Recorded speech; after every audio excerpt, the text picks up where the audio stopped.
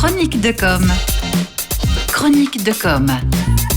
Aujourd'hui dans Chronique de com, nous recevons Alexandre Grelat, fondateur de AGMC, une société de conseil en communication et marketing digital basée à Malte, spécialiste en communication interculturelle et enseignant dans plusieurs universités européennes sur les sujets de communication interculturelle tels que le CELSA, l'Universidad Complutense de Madrid et l'Université de Bologne. Bonjour Alexandre. Bonjour Raphaël. Quel sujet souhaitez-vous aborder dans cet épisode ? Aujourd'hui, nous allons sans doute parler de la communication interculturelle dans la politique de management d'une entreprise. Quelle est l'importance de l'approche interculturelle dans son management ? Ah, grande question.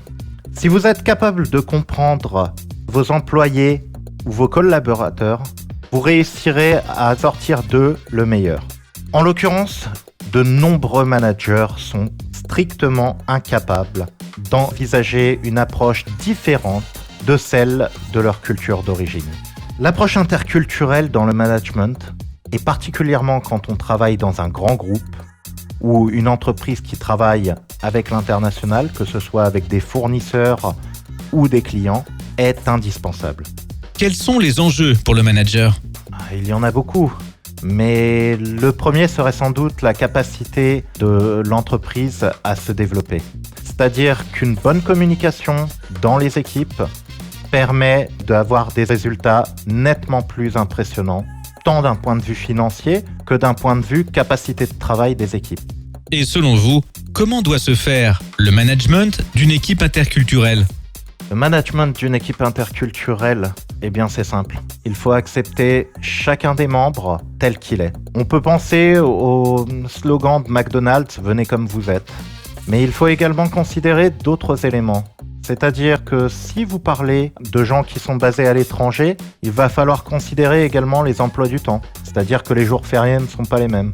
Si on parle d'une équipe in-house, donc c'est-à-dire sur le lieu de travail, il faut aussi considérer, par exemple, si vous avez une cantine, de pouvoir proposer des menus sans porc, voire végétariens, afin de pouvoir accommoder tout le monde. Cela me fait penser au débat qu'il y avait sur les menus végétariens à l'école.